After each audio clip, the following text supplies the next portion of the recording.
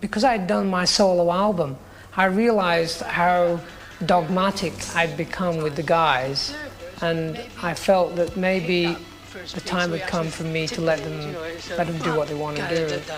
And Tomato came out of that. You know, we used to come out. We used to come out of that. Yeah. But what we were talking about is there was a slow verse. Is that where you are? At the end of it, yeah. Is that where you were? We used up each other's energy, I think. You know, there was a refuelling needed. And I think with Rick going and coming back, by the time we'd done Tomato, which was, although it had several good tracks on it, I know Arnett particularly liked Release, Release. He said to us, he said, well, if all the albums like that, it'll be fantastic. And we all said, yeah, it's all like that. And, of course, we never made albums that were all like one thing. On the side of wings of freedom, where I offer myself as the balancing of the sun.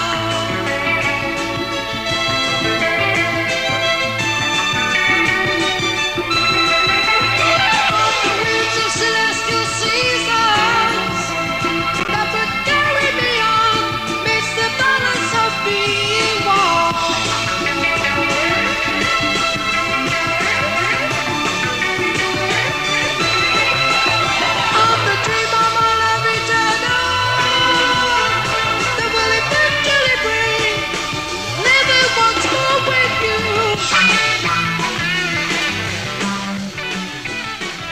Tomato came out of that, which was a sort of combination of ideas without really anybody driving the project.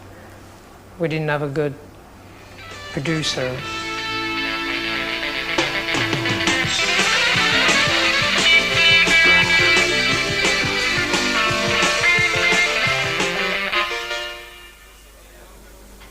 I wanted to see more bass and bass. I thought it was sounding quite good, actually.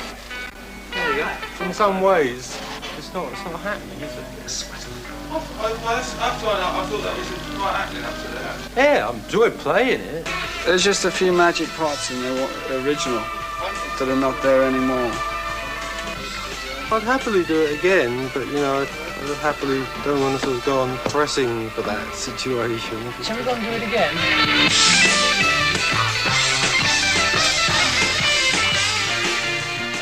We then tried all sorts of things to come up with the next record. Went to Paris with Roy Thomas Baker.